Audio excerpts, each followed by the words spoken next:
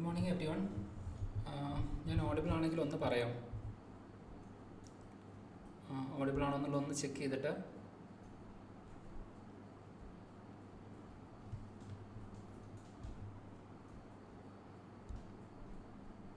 Okay, ഞാൻ audible ആണെന്ന് വിചാരിക്കുന്നു. ഓക്കെ, യെസ്, ഓക്കെ, ഓഡിബിൾ ആണ്. Okay, fine. Okay, so good morning every one. നമുക്ക് എന്തായാലും നമ്മുടെ ഒരു പുതിയ സെഷനിലേക്ക് കടക്കാം. അപ്പോൾ നമ്മുടെ ഈ ഒരു സെഷൻ സ്റ്റാർട്ട് ചെയ്യുന്നതിന് മുമ്പ് തന്നെ ജസ്റ്റ് ഒരു കാര്യം, ആരോഗ്യം ഒട്ടും അനുവദിക്കുന്ന ഒരു കണ്ടീഷനിലല്ല. അതുകൊണ്ട് തന്നെ ചിലപ്പോൾ ഇൻ കേസ് വോയിസിനോ വേറെ എന്തെങ്കിലും പ്രശ്നങ്ങളുണ്ടെങ്കിൽ ജസ്റ്റ് ഒന്ന് അഡ്ജസ്റ്റ് ചെയ്യാം.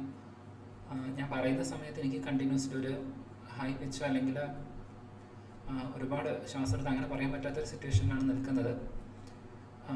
ആരോഗ്യപരമായിട്ടുള്ള കുറച്ച് പ്രശ്നങ്ങൾ, അതുകൊണ്ടായിരുന്നു 2 ദിവസത്തെ ക്ലാസ് എടുക്കാൻ പറ്റാതിരുന്നത്. അല്ലെങ്കിൽ അതിനു മുമ്പ് തന്നെ നമുക്ക് ഡിസാസ്റ്റർ മാനേജ്മെൻറ്റിൻ്റെ 2-3 ക്ലാസ്സുകൾ ഇതിൻ്റെ ഇടയ്ക്ക് നമുക്ക് കംപ്ലീറ്റ് ആക്കാൻ പറ്റുമായിരുന്നു. ഓക്കെ, എന്തായാലും നമുക്ക് മാക്സിമം നമുക്ക് നോക്കാം. ഇനിയിപ്പോൾ നമുക്ക് സമയമില്ലാത്തതുകൊണ്ട് ഞാനൊരു ക്വസ്റ്റ്യൻ ഫോർമാറ്റിലാണ് ചെയ്തിരിക്കുന്നത്. ക്വസ്റ്റ്യൻസ് പിന്നെ അതുമായിട്ട് അസോസിയേറ്റ് ചെയ്ത് വരുന്ന കുറച്ചധികം ഇൻഫർമേഷൻസ്, പോസിബിളായിട്ട് ചോദിക്കാൻ സാധ്യതയുള്ള ഇൻഫർമേഷൻസ് ആ രൂപത്തിലാണ് അറേഞ്ച് ചെയ്തിരിക്കുന്നത്. Okay, yes. അപ്പോൾ ആദ്യം വരുന്ന ചോദ്യം ഇതാണ്. ഇത് 1ാമത്തെ ചോദ്യമാണ്. അപ്പോൾ നിങ്ങൾ ഓരോ ചോദ്യവും ഞാൻ നമ്പർ ഇടാം. ആ ചോദ്യം നിങ്ങൾ നോക്കിയിട്ട് ആ ചോദ്യത്തിൻ്റെ ആൻസറും കൂടെ ഒന്ന് കമൻറ്റ് ചെയ്യുക. ചോദ്യം നിങ്ങളായിട്ട് തന്നെ ചെയ്ത് നോക്കുക.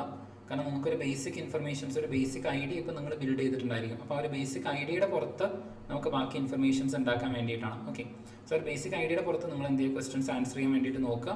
അങ്ങനെ ചെയ്യുന്ന സമയത്ത് ഒന്ന് നിങ്ങൾ സെൽഫായിട്ട് അറിയാത്ത ക്വസ്റ്റ്യൻസും ചെയ്ത് പ്രാക്ടീസ് ചെയ്യുന്നതായിരിക്കും.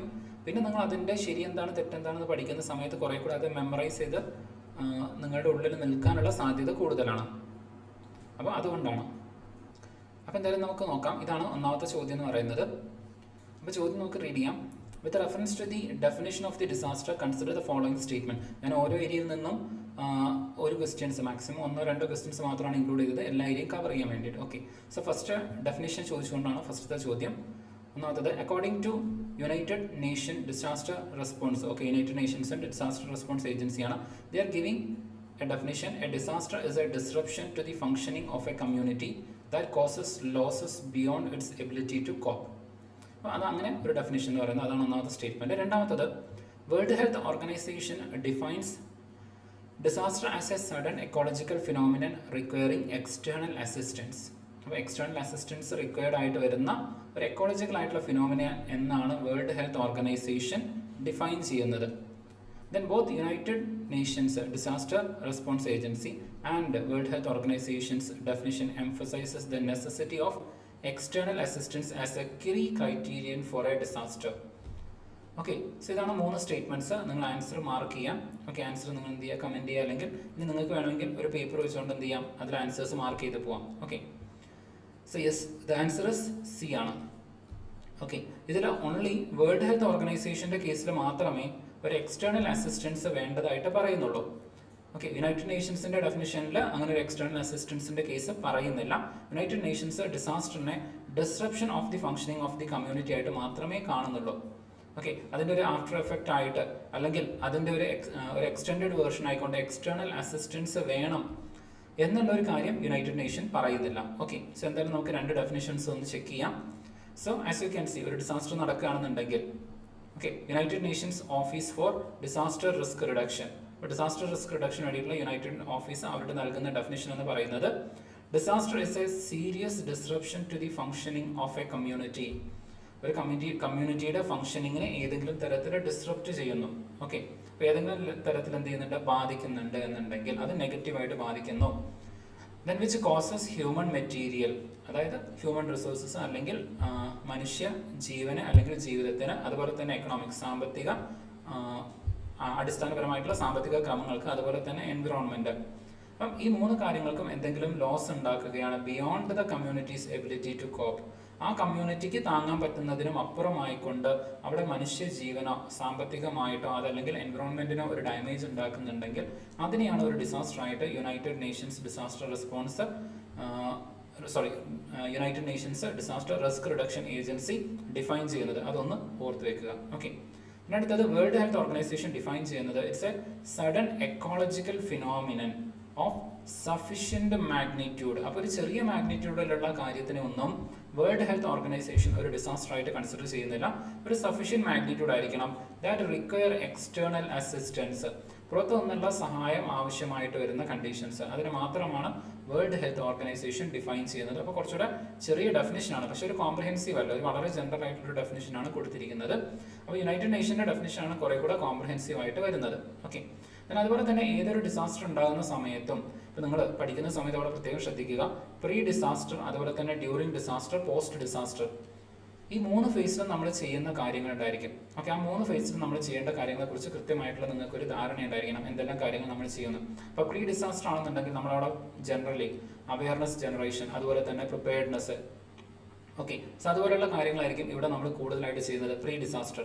ദെൻ ഡ്യൂറിങ് ഡിസാസ്റ്റർ ആണെന്നുണ്ടെങ്കിൽ ഡ്യൂറിങ് ഡിസാസ്റ്റർ നമ്മൾ ചെയ്യുന്നത് rehabilitation. Okay, rehabilitation in the sense ഇവിടെ ഉള്ള ആൾക്കാരെ rescue. Okay, rather than rehabilitation, rescue എന്ന് നമുക്കറിയാം. So rescue. ഓക്കെ, റീഹാബിലിറ്റേഷൻ വരുന്നത് പോസ്റ്റ് ഡിസാസ്റ്റർ ആണ്. ഓക്കെ, റീഹാബിലിറ്റേഷൻ വരുന്നത് ഇവിടെയാണ്. ഓക്കെ, അപ്പോൾ ഇവിടെ വരുന്നത് റെസ്ക്യൂ, ആളുകളെ രക്ഷപ്പെടുത്തുന്നുണ്ട്. ഓക്കെ, ആളുകളെ രക്ഷപ്പെടുത്തുന്നുണ്ട്. അതുപോലെ തന്നെ ഫസ്റ്റ് എയ്ഡ് ട്രീറ്റ്മെന്റ്. അപ്പോൾ ഇങ്ങനെയുള്ള കാര്യങ്ങളൊക്കെ വരുന്നത് ഡ്യൂറിങ് ദി ഡിസാസ്റ്റർ ആണ്. ദെൻ ഡിസാസ്റ്റർ കഴിഞ്ഞ് കഴിഞ്ഞാൽ റീഹാബിലിറ്റേഷൻ വരുന്നുണ്ട്. അതുപോലെ തന്നെ മെന്റൽ ആൻഡ് സൈക്കോളജിക്കൽ സപ്പോർട്ടുകൾ. Okay, psychological support. ദെൻ അതുപോലെ തന്നെ ഡിസാസ്റ്റർ ഇമ്പാക്ട് സ്റ്റഡി. ഓക്കെ, ഡിസാസ്റ്ററിന്റെ ഇമ്പാക്റ്റിനെ കുറിച്ചിട്ടുള്ള സ്റ്റഡി. അതുപോലെ തന്നെ ഫൈനാൻഷ്യൽ അസിസ്റ്റൻസ്. ഇങ്ങനെയുള്ള കാര്യങ്ങളൊക്കെ നമ്മൾ ഡിസാസ്റ്ററിന് ശേഷമായിരിക്കും ചെയ്യുന്നത്. ഇനി അതുപോലെ തന്നെ ഡിസാസ്റ്ററിന് മുമ്പായിട്ടുള്ള മിറ്റിഗേഷൻ മെഷേഴ്സുകൾ ചിലപ്പോൾ നമ്മൾ സ്വീകരിക്കും. ഇപ്പോൾ ഫോർ എക്സാമ്പിൾ ഒരു എർത്ത് കേക്ക് ആണെന്നുണ്ടെങ്കിൽ എർത്ത് കേക്കിനെ റെസിസ്റ്റ് ചെയ്യാൻ പറ്റുന്ന രൂപത്തിലുള്ള ബിൽഡിങ്ങുകൾ, ഓക്കെ, ബിൽഡിങ്ങുകൾ നമ്മൾ എന്ത് ചെയ്യുന്നതായിരിക്കും, കൺസ്ട്രക്ട് ചെയ്യുന്നതായിരിക്കും. ഇപ്പോൾ സൈക്ലോൺസ് ഒക്കെ ആണെങ്കിൽ ഏർലി വാർണിംഗ് സിസ്റ്റം കൊണ്ടുവരും. ഓക്കെ, ഏർലി വാർണിംഗ് സിസ്റ്റംസ് നമ്മൾ കൊണ്ടുവരുന്നതായിരിക്കും. ഈവൻ സുനാമി ആണെങ്കിൽ ഏർലി വാർണിംഗ് സിസ്റ്റംസ് കൊണ്ടുവരും. അപ്പോൾ ഇങ്ങനെയുള്ള കാര്യങ്ങളൊക്കെ നമ്മൾ ചെയ്യുന്നത് ഒരു മിറ്റിഗേഷൻ എഫേർട്സ് എന്നുള്ള രൂപത്തിലേക്കാണ്. ഓക്കെ, അപ്പോൾ ഇതൊക്കെ പ്രീ ഡിസാസ്റ്റർ ആണ്. ഒരു ദുരന്തം സംഭവിക്കുന്നതിന് മുമ്പ് നമ്മൾ ചെയ്യേണ്ട കാര്യമാണ്. ഇനി ഒരു ദുരന്തം നടക്കുന്ന സമയത്ത് അവിടെയുള്ള ആൾക്കാരെ രക്ഷിക്കുക, എന്തെങ്കിലും തരത്തിൽ എന്തെങ്കിലും അപകടം പറ്റിയ ആൾക്കാരുണ്ടെങ്കിൽ അവർക്ക് ഫസ്റ്റ് എയ്ഡ് കൊടുക്കുക. ഓക്കെ, അതുപോലെ തന്നെ ഇവാക്വേഷൻ, ഇവിടെ വരുന്ന മറ്റൊരു കാര്യമാണ് ഇവാക്വേഷൻ. ഓക്കെ, സോ ഇതൊക്കെ ഡിസാസ്റ്റർ നടക്കുന്ന സമയത്ത് നമ്മൾ എന്ത് ചെയ്യും, പെട്ടെന്ന് ഇവാക്വേറ്റ് ചെയ്യും അവിടെയുള്ള ആൾക്കാരെ, അല്ലെങ്കിൽ ദുരിതം ബാധിക്കാൻ സാധ്യതയുള്ള, അത് വരാൻ സാധ്യതയുള്ള മേഖലയിലുള്ള ആൾക്കാരെ നമ്മൾ മാറ്റി താമസിപ്പിക്കും. അതിനാണ് ഇവാക്വേഷൻ എന്ന് പറയുന്നത്. അപ്പം ഇവിടെ മാറ്റി താമസിപ്പിക്കുന്നത് ഇവാക്വേഷൻ ആണ്.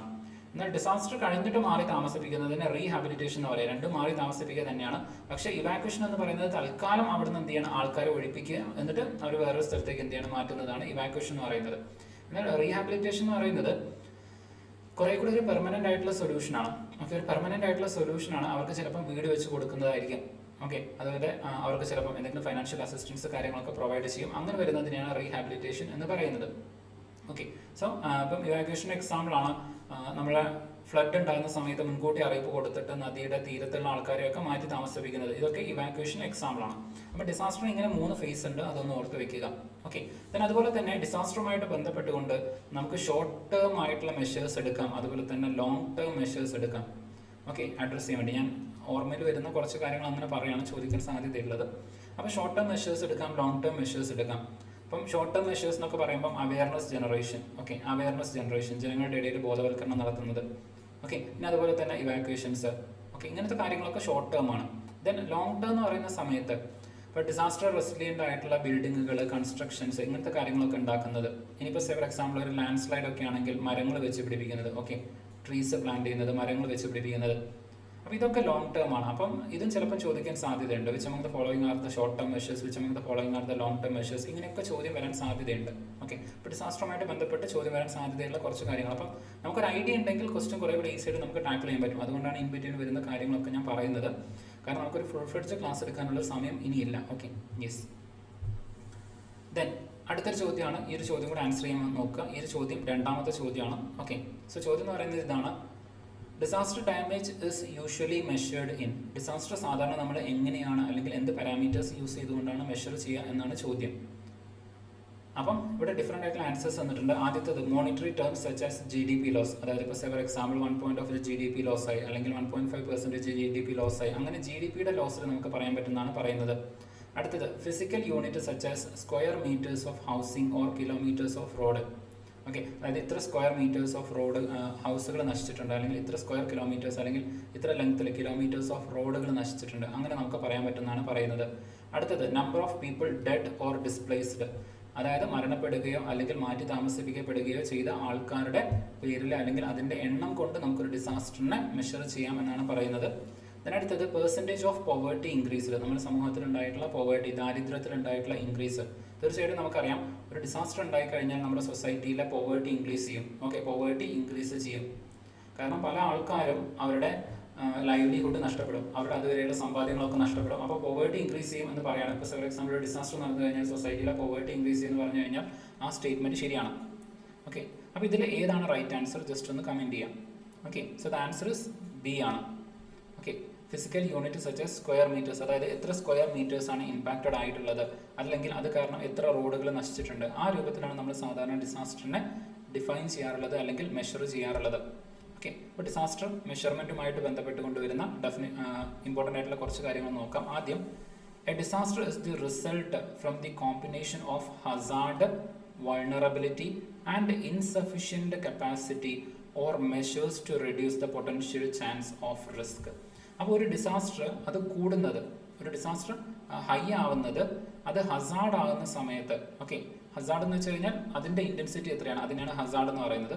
പിന്നെ വരുന്നതാണ് വൾണറബിലിറ്റി, അതായത് ജനങ്ങൾ എത്രത്തോളം വൾണറബിൾ ആണ് എന്നുള്ളത്, അവർക്ക് അവിടുന്ന് മാറി താമസിക്കാനുള്ള സാധ്യതകളുണ്ടോ ഇല്ലയോ എന്നുള്ളത്. ഇപ്പോൾ ഫോർ എക്സാമ്പിൾ നമ്മൾ നോക്കുകയാണെന്നുണ്ടെങ്കിൽ ഒരു റിവർ, ഒരു നദി ഒഴുകുന്നുണ്ട്. ഈ നദിയുടെ തീരപ്രദേശത്ത് നിൽക്കുന്ന ആൾക്കാരൊക്കെ സമതല പ്രദേശങ്ങളിലാണ്, അവർക്ക് ഒരുപാട് റോഡ് ആക്സസ് ഒക്കെ ഉണ്ടെന്ന് വിചാരിക്കുക, റോഡ് ആക്സസ് ഉണ്ട്. അപ്പോൾ അങ്ങനെയാണെങ്കിൽ പെട്ടെന്നൊരു ഫ്ലഡ് വാർണിംഗ് വന്നു കഴിഞ്ഞാൽ ഇവിടെയുള്ള ആൾക്കാർക്കൊക്കെ പെട്ടെന്ന് എന്ത് ചെയ്യാം, ഒഴിഞ്ഞു പോകാൻ വേണ്ടിയിട്ട് സാധിക്കും.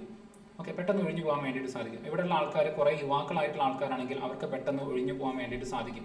എന്നാൽ അതേപോലത്തെ മറ്റൊരു കണ്ടീഷൻ നോക്കുകയാണ്, ഒരു റിവർ ഉണ്ട്, ഒരു നദിയുണ്ട്, അവിടെയും ഫ്ലഡ് വാർണിംഗ് വരികയാണ്. പക്ഷേ ഈ നദിയുടെ എല്ലാ ഭാഗത്തും മലകളാണ്. ഓക്കെ, ഒരു മലഞ്ചെരുവിലൂടെയാണ് ഈ നദി ഒഴുകുന്നത്. അതുപോലെ തന്നെ ഇങ്ങോട്ടേക്ക് റോഡ് കണക്ടിവിറ്റി ഇല്ല. ഓക്കെ, വളരെ ഇടുങ്ങിയ ഒരു റോഡ് മാത്രമേ ഉള്ളൂ. അപ്പം ഇവിടെയുള്ള ആൾക്കാർക്ക് ഇവാക്വേഷൻ ചെയ്യുക എന്ന് പറയുന്നത് വളരെ ഡിഫിക്കൽട്ട് ആയിട്ടുള്ള കാര്യമാണ്. ഇനി നിങ്ങൾ ആലോചിച്ച് നോക്കുക, ഇവിടെ ഇപ്പോൾ ഒരു ഓൾഡ് ഏജ് ഹോം ഉണ്ടെന്ന് വിചാരിക്കാം. അപ്പോൾ അവരെ പെട്ടെന്ന് നമുക്ക് മാറ്റാൻ അതിന് പെട്ടെന്ന് അവരെ ഇവാക്വേറ്റ് ചെയ്യാൻ വേണ്ടിയിട്ട് സാധിക്കില്ല. കാരണം പ്രായമായിട്ടുള്ള ആൾക്കാരാണ്. അപ്പോൾ അതിൻ്റേതായിട്ടുള്ള ബുദ്ധിമുട്ടുകൾ അവർക്കുണ്ടായിരിക്കും. അപ്പം അങ്ങനെ അവരെ പെട്ടെന്ന് അവിടുന്ന് ഇവാക്വേറ്റ് ചെയ്യുക എന്ന് പറയുന്നത് കുറച്ച് ഡിഫിക്കൽട്ട് ആയിട്ടുള്ള കാര്യമാണ്. ഓക്കെ, അപ്പോൾ അതുകൊണ്ട് തന്നെ ഇവരെല്ലാവരും വൾണറബിൾ ആയിട്ടുള്ള ആൾക്കാരാണ്. ഓക്കെ, എന്ന് വെച്ച് കഴിഞ്ഞാൽ ഡിസാസ്റ്റർ കാരണം ഏറ്റവും കൂടുതൽ ഇമ്പാക്റ്റഡ് ആവാൻ സാധ്യതയുള്ള ആൾക്കാരാണ്, അല്ലെങ്കിൽ അത് ഏറ്റവും പെട്ടെന്ന് ബാധിക്കാൻ സാധ്യതയുള്ള ആൾക്കാരാണ്, അതിൽ നിന്ന് രക്ഷപ്പെടാൻ സാധ്യതയില്ലാത്ത ആൾക്കാരാണ്. അങ്ങനെയുള്ള ആൾക്കാരാണ് നമ്മൾ വൾണറബിൾ എന്ന് പറയുന്നത്. ദെൻ അതുപോലെ തന്നെ ഇൻസഫിഷ്യൻറ്റ് കപ്പാസിറ്റി. ഇപ്പം ഇവിടെ ആദ്യത്തെ കേസിൽ നമ്മൾ കണ്ടു, ഇവിടെ റോഡ് ഉണ്ട്. ഓക്കെ, ഇനിയിപ്പോൾ ഫോർ എക്സാമ്പിൾ ഇതിലൊരു റെയിൽവേ കണക്ടിവിറ്റി ഉണ്ട്, ഇനി അതല്ലെങ്കിൽ ഇതിൻ്റെ അടുത്തൊരു എയർപോർട്ട് ഉണ്ട്. ഓക്കെ, അപ്പോൾ നമുക്ക് ആവശ്യത്തിന് കപ്പാസിറ്റി ഉണ്ട്. ഓക്കെ, ഇനി അതല്ലെങ്കിൽ ഇവിടെ ഒരു ഹെലികോപ്റ്റർ ഫെസിലിറ്റി ഉണ്ട്. ഓക്കെ, ഒരു ഹെലികോപ്റ്റർ ഫെസിലിറ്റി ഉണ്ടെന്ന് വിചാരിക്കാം. ഓക്കെ, സോ ഒരു ഹെലികോപ്റ്റർ ഫെസിലിറ്റി ഒക്കെ ഉണ്ടെങ്കിൽ നമുക്ക് ആളുകൾ എന്ത് ചെയ്യാം, പെട്ടെന്ന് ഇവാക്യുവേറ്റ് ചെയ്യാം. എന്നാൽ ഇങ്ങോട്ടേക്ക് അങ്ങനത്തെ ഒരു കാര്യമില്ല. അപ്പോൾ എന്താണ്, നമുക്ക് കപ്പാസിറ്റി കുറവാണ്. കപ്പാസിറ്റി കൂടുതലാണെന്നുണ്ടെങ്കിൽ ഇവിടെ ഒരു റിലേഷനും കൂടെ ഓർത്ത് വെക്കണം. ഒരു disaster, okay, disaster is inversely proportion to capacity ആണ്. കപ്പാസിറ്റി എന്ന് വെച്ച് കഴിഞ്ഞാൽ കപ്പാസിറ്റി കൂടുതലാണെങ്കിൽ ഡിസാസ്റ്റർ അല്ലെങ്കിൽ അതിൻ്റെ ഇൻറ്റൻസിറ്റി കുറയും. ഓക്കെ, കുറച്ചുകൂടെ കൃത്യമായിട്ട് പറഞ്ഞാൽ ഡിസാസ്റ്റർ എന്നതിനേക്കാൾ നമുക്കിവിടെ റിസ്ക് എന്ന് പറയാം. ഓക്കെ, ഡിസാസ്റ്റർ കാരണം ഉണ്ടാകുന്ന റിസ്ക് അത് ഇൻവേഴ്സ്ലി പ്രൊപ്പോർഷൻ ടു കപ്പാസിറ്റി ആണ്. ഓക്കെ, അപ്പോൾ സ്വാഭാവികമായിട്ട് നിങ്ങൾ നോക്കുക, ഞാൻ നിങ്ങളുടെ അടുത്ത് ചോദിക്കുകയാണ്, ഇത് എ, ഇത് ബി. ഈ എയും ബിയും കൺസിഡർ ചെയ്യുന്ന സമയത്ത് എവിടെയായിരിക്കും കൂടുതലായിട്ട് ആളുകൾ മരണപ്പെടാനുള്ള സാധ്യത, എവിടെയുള്ള ആൾക്കാരായിരിക്കും കൂടുതൽ അവർക്ക് ലൈവ്ലിഹുഡ് അല്ലെങ്കിൽ പ്രോപ്പർട്ടി ഒക്കെ നഷ്ടപ്പെടാനുള്ള സാധ്യത എന്ന് ചോദിച്ചു കഴിഞ്ഞാൽ ഡെഫിനറ്റ്ലി നിങ്ങളുടെ ആൻസർ എ ആയിരിക്കും. ഓക്കെ, ആൻസർ എ ആയിരിക്കും. അപ്പം അതിന് കാരണം ബി ആയിരിക്കും. ഓക്കെ, നോട്ട് എ, ബി ആയിരിക്കും. ഓക്കെ, അത് രക്ഷപ്പെടാൻ സാധ്യതയുള്ളത് എയിലുള്ള ആൾക്കാരാണ്. ചിലപ്പോൾ അവിടെയുള്ള എല്ലാവരെയും നമുക്ക് വേണമെങ്കിൽ രക്ഷപ്പെടുത്താം. പക്ഷേ ബിയിലുള്ള ആൾക്കാർ മരണപ്പെടാനുള്ള സാധ്യത അല്ലെങ്കിൽ അവർ ഇമ്പാക്റ്റ് ആവാനുള്ള സാധ്യത കൂടുതലാണ്. കാരണം ഇവിടെ നമുക്ക് ആവശ്യത്തിനുള്ള കപ്പാസിറ്റി ഇല്ല, ഇൻഫ്രാസ്ട്രക്ചർ ഇല്ല, നമുക്ക് അവിടെ ആവശ്യമായിട്ടുള്ള കണക്ടിവിറ്റി വരുന്നില്ല. അതുപോലെ തന്നെ അവിടുത്തെ പോപ്പുലേഷൻ എന്ന് പറയുന്നത് ഓൾഡ് ആയിട്ടുള്ള ആൾക്കാരാണ്. അപ്പോൾ അതുകൊണ്ട് തന്നെ കപ്പാസിറ്റി വളരെ കുറവാണെങ്കിൽ റിസ്ക് കൂടുതലാണ്. അതൊന്ന് ഓർത്ത് വെക്കുക. ഓക്കെ, ഒരു ഇൻവേഴ്സ് റിലേഷൻ ആണ്. കപ്പാസിറ്റി കൂടുതലാണെങ്കിൽ റിസ്ക് കുറവാണ്, റിസ്ക് കൂടുതലാണ് അല്ലെങ്കിൽ കപ്പാസിറ്റി കുറവാണ്. കപ്പാസിറ്റി കുറഞ്ഞാൽ റിസ്ക് കൂടും. ഓക്കെ, കപ്പാസിറ്റി കൂടിയാൽ റിസ്ക് കുറയുകയും ചെയ്യും. ഓക്കെ, സോ അതൊന്ന് ജസ്റ്റ് ഓർത്ത് വെക്കുക. Then the disaster damages usually measured in physical unit.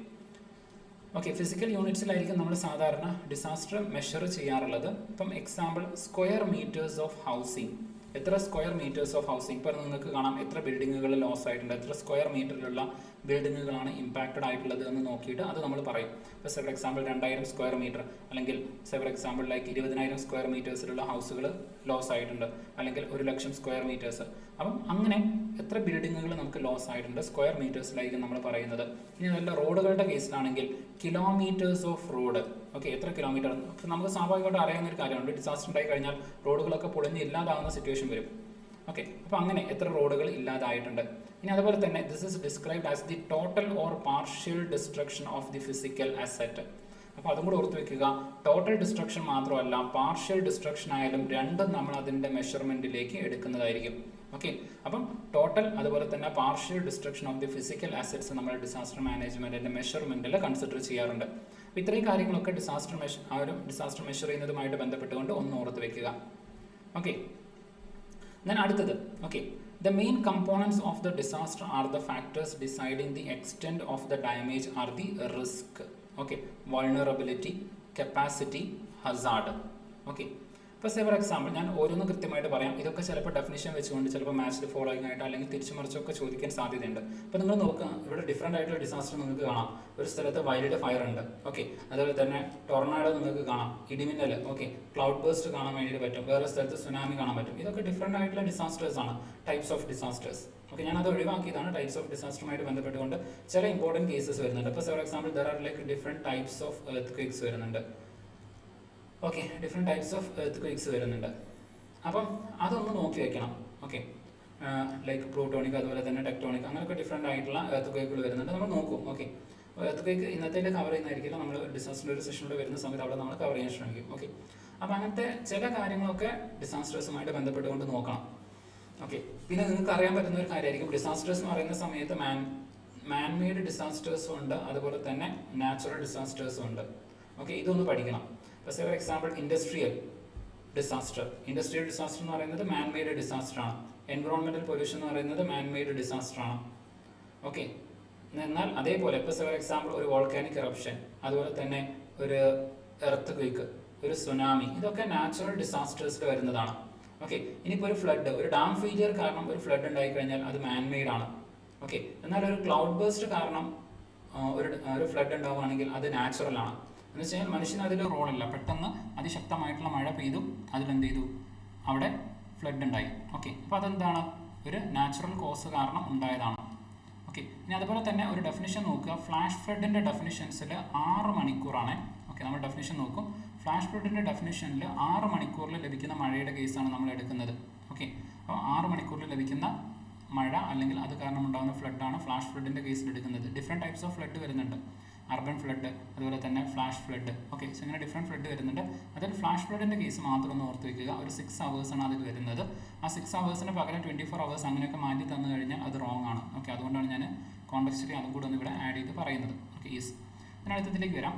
ഇനി ഡിസാസ്റ്ററിൻ്റെ ഓരോ കാര്യം ഒന്ന് നോട്ട് ചെയ്ത് വെക്കണം. ഇപ്പോൾ ഫോർ എക്സാമ്പിൾ ഹസാർഡ് എന്ന് പറഞ്ഞു കഴിഞ്ഞാൽ ഏത് ടൈപ്സ് ഓഫ് ഡിസാസ്റ്റർ ആണ് അതിൻ്റെ ഇമ്പാക്റ്റ്, അതിനെയാണ് ഹസാർഡ് എന്നതുകൊണ്ട് നമ്മൾ സിമ്പിളായിട്ട് ഉദ്ദേശിക്കുന്നത്. ഓക്കെ, ഏത് ടൈപ്സ് ഓഫ്, ഇപ്പോൾ ഒരു എർത്ത് ക്വേക്ക് ആണെങ്കിൽ അതൊരു ഹസാർഡാണ്. ഓക്കെ, ഒരു വോൾക്കാനിക് എറപ്ഷൻ ആണെങ്കിൽ അതൊരു ഹസാർഡാണ്. ഓക്കെ, ഒരു ടൊർണാഡോ, ഒരു സൈക്ലോൺ അതാണെങ്കിൽ അതൊരു ഹസാർഡാണ്.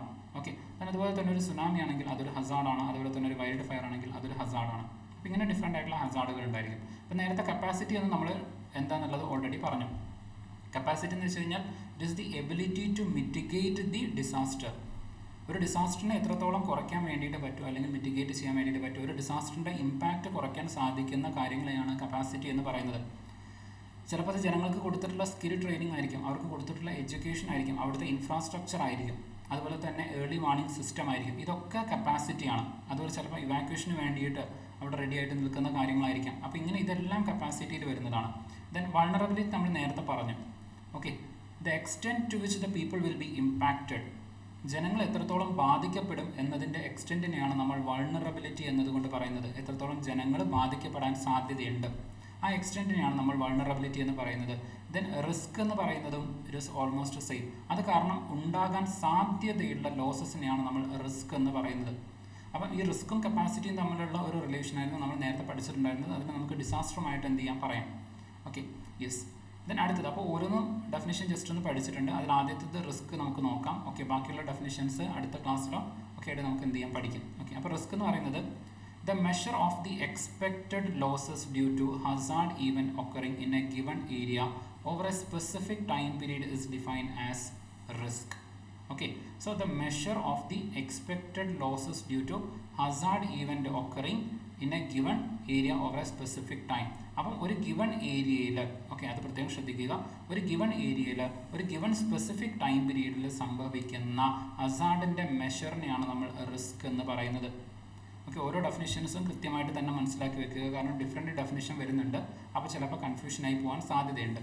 അപ്പോൾ റിസ്കിൻ്റെ ഡെഫിനിഷനിൽ ഓക്കെ ഏരിയ ടൈമാണ്, സ്പെസിഫിക് ടൈം പീരീഡിലേക്ക് ഒരു സ്ഥലത്ത് സംഭവിക്കാൻ സാധ്യതയുള്ള ഹസാർഡിൻ്റെ ആ ഒരു മെഷർ, അതാണ് നമ്മൾ മുമ്പ് പറഞ്ഞത് ഡിസാസ്റ്ററിൻ്റെ മെഷർമെൻറ്റ് നമ്മൾ പറയുന്നുണ്ട് എന്നുള്ളത്.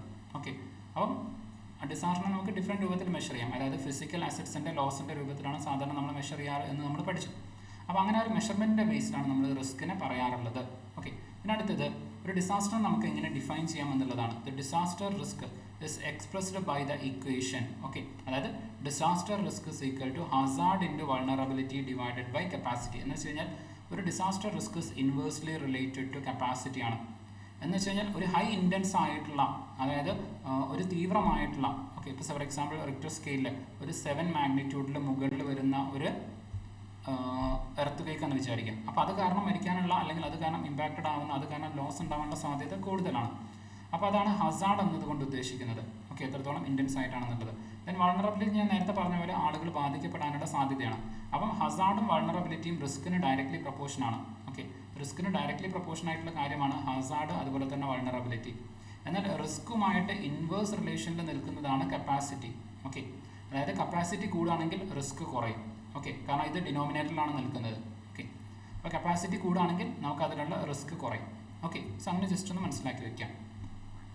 ദെൻ ഓക്കെ, നമ്മൾ നേരത്തെ പറഞ്ഞ പോലെ ഇൻ കേസ് ഇപ്പോൾ നിങ്ങൾക്ക് ഏതെങ്കിലും ക്ലാസ്സിൻ്റെ കണ്ടിന്യൂഷൻ ആയിട്ടുള്ള വീഡിയോസ് കാര്യങ്ങൾ നിങ്ങൾ കാണുന്നില്ലെങ്കിൽ ഈ 2 ചാനലുകളൊന്ന് ചെക്ക് ചെയ്ത് നോക്കുക. PSC റാങ്കർ ഡിഗ്രി ലെവൽ, അതല്ലെങ്കിൽ KS റാങ്കർ. ഈ 2 ചാനലുകളിൽ എവിടെയെങ്കിലും ആയിട്ട് നമുക്ക് ഇതിൻ്റെ വീഡിയോസ് നിങ്ങൾക്ക് അവൈലബിൾ ആയിരിക്കും. 2 ചാനലിൽ നമ്മൾ വീഡിയോസ് ഇടുന്നുണ്ട്. അപ്പോൾ അതുകൊണ്ട് ഈ 2 ചാനലൊന്ന് ചെക്ക് ചെയ്ത് നോക്കുക. അതിൽ നിങ്ങൾക്ക് ആവശ്യമായിട്ടുള്ള വീഡിയോസ് ക്ലാസ്സസ് ഒക്കെ അവൈലബിൾ ആണ്. വേറെ 2 ചാനലുകളൂടെ ഉണ്ട്, അതായത് 10th ലെവലിനും അതുപോലെ തന്നെ UPSC പ്രിപ്പറേഷന് വേണ്ടിയിട്ട് മറ്റ് 2 ചാനലുകളൂടെ ഉണ്ട്. അപ്പോൾ കുറച്ച് പേര് ചോദിച്ചിട്ടുണ്ടായിരുന്നു, അപ്പോൾ നമ്മുടെ അഗ്രികൾച്ചറിൻ്റെ ബാക്കി ക്ലാസ് എവിടെയാണെന്നുള്ളത് ഈ 2 ചാനലുകളിൽ എവിടെയെങ്കിലും ആയിട്ടുണ്ടാവും. ജസ്റ്റ് ഒന്ന് നോക്കുക. Okay, yes. ദെൻ അടുത്തൊരു ചോദ്യമാണ്. Okay, so in the context of the disaster studies risk is best defined as. അപ്പോൾ ഇങ്ങനെ റിസ്ക്, വൾണറബിലിറ്റി, ഹസാർഡ്, ഓക്കെ, ഇങ്ങനെയുള്ള ഓരോ കാര്യവും അതിൻ്റെ ഡെഫിനേഷൻ ബേസ് ചെയ്തുകൊണ്ട് ചോദിക്കാം. അപ്പോൾ ഇവിടെ റിസ്ക് എന്താണ് എന്നാണ് ചോദിച്ചിരിക്കുന്നത്. ഓക്കെ, സോ ഇത് നമ്മുടെ 3ാമത്തെ ക്വസ്റ്റ്യൻ ആണ്. അപ്പോൾ 3ാമത്തെ ക്വസ്റ്റ്യൻ നിങ്ങളുടെ ആൻസർ എന്ത് ചെയ്യുക, മാർക്ക് ചെയ്യുക, അല്ലെങ്കിൽ ജസ്റ്റ് ഒന്ന് കമൻറ്റ് ചെയ്യുക. Okay, so the total or partial destruction of physical asset in an area. Okay, ഇതിനടുത്തത് the probability of occurrence of a hazard in a region, the expected losses due to a hazard even in a given area or a specific time period. അടുത്തത് the resilience of a community to withstand disaster. Okay, ഇതിനെയാണ് നമ്മൾ capacity എന്ന് പറയുന്നത്. Okay, resilience, ആ ഒരു ഡിസാസ്റ്ററിനെ എത്രത്തോളം അവർക്ക് മാനേജ് ചെയ്യാൻ പറ്റും, വിത്ത്സ്റ്റാൻഡ് ചെയ്യാൻ വേണ്ടിയിട്ട് പറ്റും, അതിനെയാണ് നമ്മൾ കപ്പാസിറ്റി എന്നതുകൊണ്ട് ഉദ്ദേശിക്കുന്നത്. ഓക്കെ, സോ ഇവിടെ ആൻസർ എന്ന് പറയുന്നത് C ആണ്.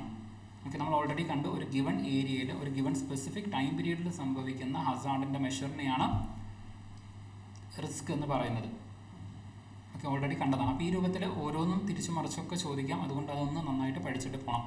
Then the probability of occurrence of a hazard in a region, അതുപോലെ തന്നെ total or partial destruction of the assets in N area, ഒക്കെ സിമിലർ ആയിട്ടുള്ള ഡെഫിനേഷൻസ് ആയിട്ട് നമുക്ക് തോന്നും. ഓക്കെ, നമുക്കൊരു കൺസെപ്ച്വൽ ക്ലാരിറ്റി ഉണ്ടെങ്കിൽ മാത്രമേ കറക്റ്റ് ആയിട്ടുള്ള ആൻസറിലേക്ക് എത്താൻ പറ്റുള്ളൂ.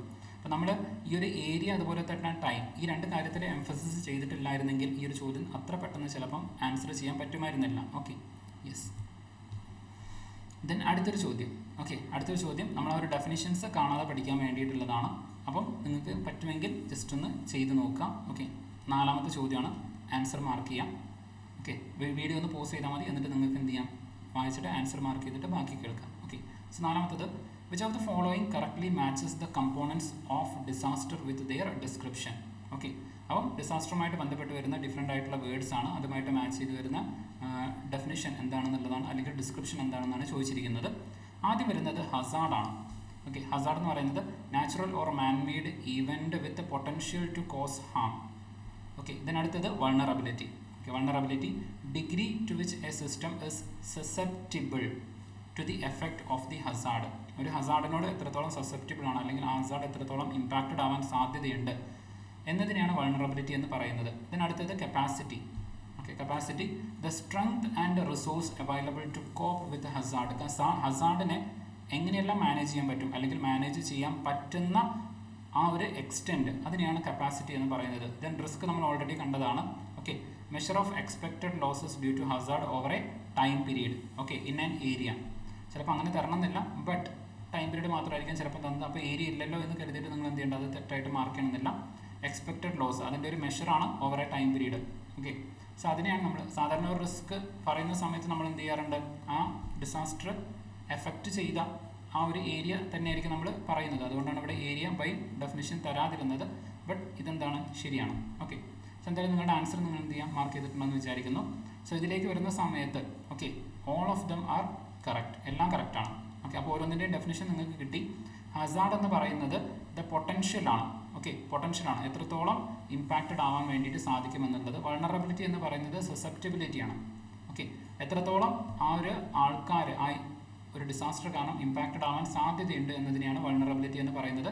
കപ്പാസിറ്റി എന്ന് പറയുന്നത് എത്രത്തോളം റിസോഴ്സസും സ്ട്രെങ്ത്തും അവൈലബിൾ ആണ് ആ ഒരു ഡിസാസ്റ്ററിനെ മാനേജ് ചെയ്യാൻ വേണ്ടിയിട്ട്. ഇതിനെയാണ് നമ്മൾ കപ്പാസിറ്റി എന്ന് പറയുന്നത്. ഓക്കെ, സോ ക്ലിയർ ആയിരിക്കുമെന്ന് വിചാരിക്കുന്നു. ദെൻ നമ്മൾ നേരത്തെ കണ്ട പോലെ United Nations disaster risk reduction agency കൊടുത്തിരിക്കുന്ന ആ ഒരു എക്സ്പ്രഷൻ എന്താണെന്നുള്ളത്, ഡിസാസ്റ്റർ റിസ്കിൻ്റെ എക്സ്പ്രഷൻ എന്താണെന്നാണ് ചോദിച്ചിരിക്കുന്നത്. ഓക്കെ, സോ ജസ്റ്റ് ഒന്ന് മാർക്ക് ചെയ്യുക ഡിസാസ്റ്റർ റിസ്കിൻ്റെത്. ഇത് 5ാമത്തെ ചോദ്യമാണ്. സോ ഡിസാസ്റ്റർ റിസ്കിൻ്റെ എക്സ്പ്രഷൻ എന്താണെന്നുള്ളത് ഒന്ന് പറയാം. ഓക്കെ, സോ നിങ്ങൾ ആൻസർ മാർക്ക് ചെയ്തിട്ടുണ്ടെന്ന് വിചാരിക്കുന്നു. നമുക്ക് ഓൾറെഡി അറിയാം കപ്പാസിറ്റിയുമായിട്ട് ഇൻവേഴ്സ്ലി റിലേറ്റഡ് ആണ്. അത് മാത്രം നോക്കിക്കഴിഞ്ഞാൽ നിങ്ങൾക്ക് ആൻസർ കിട്ടും, ഇൻവേഴ്സ്ലി റിലേറ്റഡ് ആണ്. Okay, so hazard into vulnerability divided by capacity, അല്ലെങ്കിൽ അതായത് ഇത് എക്സാക്ട്ലി ഒരു ഇക്വേഷൻ എന്നുള്ള രൂപത്തിലല്ല കേട്ടോ, ഇതൊരു എക്സ്പ്രഷൻ എന്നുള്ള രൂപത്തിലാണ്. ഒരു ഇക്വേഷൻ ആണ് എന്നുള്ള രൂപത്തിൽ പഠിക്കേണ്ട, അതൊരു എക്സ്പ്രഷൻ ആണ് എന്നുള്ളത് മാത്രം മനസ്സിലാക്കുക. ഓക്കെ, അതല്ലാതെ ഇവിടെ നമ്മൾ വാല്യൂസ് കൊണ്ടുപോയി സബ്സ്റ്റിറ്റ്യൂട്ട് ചെയ്തിട്ട് ഇതിൻ്റെ ഡിസാസ്റ്റർ റിസ്ക് നമ്മൾ അങ്ങനെ കണ്ടുപിടിക്കും എന്നല്ല അതിൻ്റെ അർത്ഥം. ഓക്കെ, യെസ്, എന്തായാലും അതൊന്ന് ജസ്റ്റ് ഒന്ന് മനസ്സിലാക്കി വെക്കുക. ദെൻ 6ാമത്തെ ചോദ്യം. ഓക്കെ, ചോദ്യത്തിൻ്റെ നമ്പർ മാറുന്നുണ്ടോ ഇല്ലെന്നുള്ളത് എനിക്കറിയില്ല, എന്നാലും നിങ്ങളുടെ ഒരു ലോജിക് വെച്ചുകൊണ്ട് ഓരോ ചോദ്യം നിങ്ങൾ മാർക്ക് ചെയ്യാം. ഓക്കെ, ഇതിനടുത്തത് which of the following is the most appropriate example of risk transfer. Okay, ഇവിടെ ചോദിക്കുന്നത് റിസ്ക് ട്രാൻസ്ഫറിനെ കുറിച്ചിട്ടാണ്. അപ്പം വീഡിയോ പോസ്റ്റ് ചെയ്തിട്ട് നിങ്ങൾ എന്ത് ചെയ്യുക, ആൻസർ ഒന്ന് മാർക്ക് ചെയ്യാം. ഓക്കെ, യെസ്, അപ്പോൾ നിങ്ങൾ ആൻസർ മാർക്ക് ചെയ്തിട്ടുണ്ടെന്ന് വിചാരിക്കുന്നു. അപ്പം റിസ്ക് ട്രാൻസ്ഫറിനെ കുറിച്ചിട്ടാണ് പറയുന്നത്. അപ്പോൾ റിസ്ക് നമുക്കറിയാം ട്രാൻസ്ഫർ ചെയ്യുക. അപ്പം ഞാൻ പൈസ ട്രാൻസ്ഫർ ചെയ്യുമെന്ന് പറയുമ്പം എൻ്റെ കയ്യിലുള്ള പൈസ വേറൊരാളിലേക്ക് ഞാൻ ട്രാൻസ്ഫർ ചെയ്യുന്നു, അതിനെയാണ് ഞാൻ പൈസ ട്രാൻസ്ഫർ ചെയ്യുമെന്ന് പറയുന്നത്. ഓക്കെ, എൻ്റെ കയ്യിലുള്ള മണി ട്രാൻസ്ഫർ എന്ന് പറയുന്നത്. അപ്പോൾ അതുപോലെ തന്നെ എനിക്ക് ഉണ്ടാവാൻ സാധ്യതയുള്ള ഡിസാസ്റ്റർ അല്ലെങ്കിൽ റിസ്കിനെ ഞാൻ മറ്റൊരാളിലേക്ക് ട്രാൻസ്ഫർ ചെയ്യുന്നതിനെയാണ് നമ്മൾ റിസ്ക് ട്രാൻസ്ഫർ എന്നതുകൊണ്ട് ഉദ്ദേശിക്കുന്നത്. അപ്പോൾ സ്വാഭാവികമായിട്ട് നോക്കുക, ഒരു എർത്ത് ക്വേക്ക് ഉണ്ടാവുകയാണ്. ആ എർത്ത് ക്വേക്ക് ഉണ്ടാക്കുന്ന സമയത്ത് എൻ്റെ വീട് നശിച്ചു പോകും. ഓക്കെ, എൻ്റെ വീട് നശിച്ചു പോകും. അപ്പം ഈ വീട് തിരിച്ച് കൺസ്ട്രക്ട് ചെയ്യേണ്ട ബാധ്യത, ചുമതല എൻ്റെ അടുത്താണ്. ഇപ്പോൾ ഫോർ എക്സാമ്പിൾ ഒരു 20 ലക്ഷത്തിൻ്റെ വീട്. ഓക്കെ, എൻ്റെ 20 ലക്ഷത്തിൻ്റെ വീട് നശിച്ചു പോവാണ്. അപ്പോൾ സ്വാഭാവികമായിട്ടും ഇതിൻ്റെ മുഴുവൻ ബാധ്യതയും റിസ്ക്കും എൻ്റെ മുകളിലാണ്. എന്നാൽ ഞാനിതിനെ ഇൻഷൂർ ചെയ്തിട്ടുണ്ടായിരുന്നു എന്ന് വിചാരിക്കുക. ഞാനിതിനെ ഇൻഷൂർ ചെയ്തിട്ടുണ്ടെങ്കിൽ സ്വാഭാവികമായിട്ടും പിന്നെ ഈ വീട് എനിക്ക് കൺസ്ട്രക്ട് ചെയ്ത് തിരിച്ച് തരേണ്ട ബാധ്യത എന്ന് പറയുന്നത്, അല്ലെങ്കിൽ ഇതിന് ഇക്വലൻ്റ് ആയിട്ടുള്ള എമൗണ്ട് എനിക്ക് തരേണ്ടത് ഇൻഷുറൻസ് കമ്പനിയാണ്. ഓക്കെ, അപ്പം സ്വാഭാവികമായിട്ടും ഈ ഒരു ഡിസാസ്റ്ററിൻ്റെ റിസ്ക് ഞാൻ എന്ത് ചെയ്യാണ്, ഇൻഷുറൻസ് കമ്പനിയുടെ മുകളിലേക്ക് ട്രാൻസ്ഫർ ചെയ്യുകയാണ്. ഓക്കെ, ആ ഡിസാസ്റ്ററിൻ്റെ റിസ്ക് ഞാൻ ഇൻഷുറൻസ് കമ്പനിയുടെ മുകളിലേക്ക് ട്രാൻസ്ഫർ ചെയ്തു. അപ്പോൾ ഇതിനെയാണ് സിമ്പിളായിട്ട് നമ്മൾ റിസ്ക് ട്രാൻസ്ഫർ എന്നതുകൊണ്ട് ഉദ്ദേശിക്കുന്നത്. അപ്പോൾ നിങ്ങൾ നോക്കുക, ഇതിൽ ഏതാണ് ആൻസർ വരാൻ സാധ്യത എന്നുള്ളത്. സോ ഡെഫിനറ്റ്ലി ആൻസർ എന്തായിരിക്കും, ബി ആയിരിക്കും. Okay, a company buying insurance to cover earthquake damages. Okay, അപ്പോൾ ഒരു കമ്പനിക്ക് നമ്മൾ എന്ത് ചെയ്യാണ്, എർത്ത് ക്വേക്ക് അല്ലെങ്കിൽ ഡിസാസ്റ്റർ റിലേറ്റഡ് ആയിട്ടുള്ള ഇൻഷുറൻസ് കൊടുക്കുകയാണെങ്കിൽ അതൊരു റിസ്ക് ട്രാൻസ്ഫർ ആണ്. അപ്പോൾ ഇങ്ങനെ ഓരോ ടേം വെച്ച് ചെയ്തുകൊണ്ട് അത് എന്താണ് എന്നുള്ള രൂപത്തിലേക്ക് ചോദ്യം വരാൻ സാധ്യതയുണ്ട്. ഓക്കെ, സോ അതിനെയാണ് നമ്മൾ റിസ്ക് ട്രാൻസ്ഫർ എന്ന് പറയുന്നത്, ഓർത്ത് വയ്ക്കുക. ഓക്കെ, ദെൻ ഇതുമായിട്ട് ബന്ധപ്പെട്ട് വരുന്ന മറ്റ് കുറച്ച് ടേമുകളുണ്ട്, അതും കൂടെ ഓർത്ത് വയ്ക്കുക. ഡിഫറെൻ്റ് ആയിട്ടുള്ള ഡിസാസ്റ്റേഴ്സുമായിട്ട് ബന്ധപ്പെട്ട് വരുന്ന കുറച്ച് ടേമുകളാണ്, അതൊന്നും നോക്കി വയ്ക്കാം. ആദ്യം വരുന്നതാണ് റിസ്ക് ആക്സെപ്റ്റൻസ്. എന്ന് വെച്ച് കഴിഞ്ഞാൽ ആ റിസ്കിനെ നമ്മൾ എന്ത് ചെയ്യണം, ആക്സെപ്റ്റ് ചെയ്യണം. ഇവിടെ പറയുന്നത് it is an informed decision to accept the possible consequences and likelihood of a particular risk. ആ ഡിസാസ്റ്റർ കാരണം സംഭവിക്കാൻ സാധ്യതയുള്ള റിസ്കിനെ നമ്മൾ ആക്സെപ്റ്റ് ചെയ്യുന്നത്, അതിനെയാണ് റിസ്ക് ആക്സെപ്റ്റൻസ് എന്ന് പറയുന്നത്. Then risk avoidance. ഇവിടെ പ്രത്യേകം ശ്രദ്ധിക്കേണ്ടത് റിസ്ക് അവോയ്ഡൻസും റിസ്ക് ട്രാൻസ്ഫറും ആണ് ചിലപ്പോൾ നിങ്ങൾക്ക് കൺഫ്യൂഷൻ വരിക. അപ്പം ഞാൻ നേരത്തെ റിസ്ക് ട്രാൻസ്ഫർ എന്ന് പറഞ്ഞു, അതിന് പകരമായിട്ട് റിസ്ക് അവോയ്ഡൻസ് തന്നിരുന്നെങ്കിൽ അപ്പോൾ നിങ്ങൾക്ക് തോന്നിയേനെ, അതായത് എനിക്ക് സംഭവിക്കാൻ സാധ്യതയുള്ള ഒരു റിസ്ക് ഞാൻ മറ്റൊരാളിലേക്ക് മാറ്റി വെച്ചു, അപ്പോൾ അതെൻ്റെ റിസ്ക് അവോയ്ഡ് ചെയ്യുകയല്ലേ എന്ന് നിങ്ങൾക്ക് തോന്നിയേക്കാം. ഓക്കെ, അതാണ് ഞാൻ പറഞ്ഞത്. അപ്പോൾ ഓരോ ഡെഫിനേഷനും കൃത്യമായിട്ട് മനസ്സിലാക്കണം. റിസ്ക് ട്രാൻസ്ഫറും റിസ്ക് അവോയ്ഡൻസും വളരെ ചെറിയ രൂപത്തിലെ ഡിഫറൻസ് ആണ് വരുന്നത്. അപ്പോൾ അതിൻ്റെ ഡെഫിനേഷൻ തമ്മിൽ തന്നു കഴിഞ്ഞാൽ കൺഫ്യൂഷൻ ആവാൻ സാധ്യതയുണ്ട്. ഓക്കെ, അപ്പോൾ റിസ്ക് അവോയ്ഡൻസ് എന്ന് പറയുന്ന സമയത്ത് കംപ്ലീറ്റ് ആയിട്ട് ആ റിസ്ക് നമ്മൾ അവോയ്ഡ് ചെയ്യാണ്, ആ റിസ്ക് അവിടെ സംഭവിക്കുന്നേ ഇല്ല. ഓക്കെ, ഇവിടെ കംപ്ലീറ്റ് ആയിട്ട് നമ്മൾ അതിനെ അവോയ്ഡ് ചെയ്യണം. So it is an informed decision to avoid involvement in activities leading to risk realisation, അല്ലെങ്കിൽ ആ ഒരു ഡിസാസ്റ്റർ റിസ്ക് സംഭവിക്കാതിരിക്കാൻ വേണ്ടിയിട്ട് നമ്മൾ എടുക്കണം. അപ്പോൾ കംപ്ലീറ്റ് ആയിട്ട് അവോയ്ഡ് ചെയ്യണം.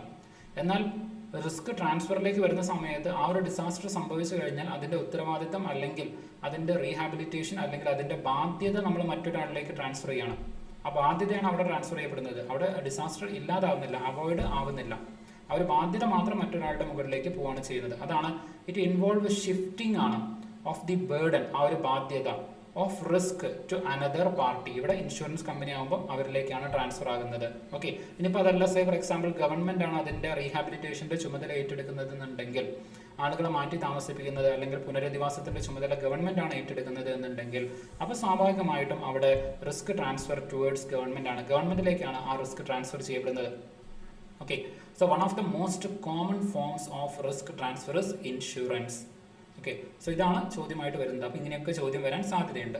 അതിനടുത്തതാണ് റിസ്ക് റിഡക്ഷൻ. റിസ്ക് റിഡക്ഷൻ എന്ന് പറയുന്നത് it requires to the application of appropriate technique to reduce the likelihood of the risk occurrence and its consequences. Risk reduction. Okay, അപ്പം ആ ഒരു ഡിസാസ്റ്റർ സംഭവിക്കാൻ സാധ്യതയുള്ള ആ ഒരു റിസ്കിനെ റെഡ്യൂസ് ചെയ്യാൻ വേണ്ടിയിട്ട് ശ്രമിക്കാം. ഓക്കെ, ഇപ്പോൾ സേ ഫോർ എക്സാമ്പിൾ ഒരു റിവർ.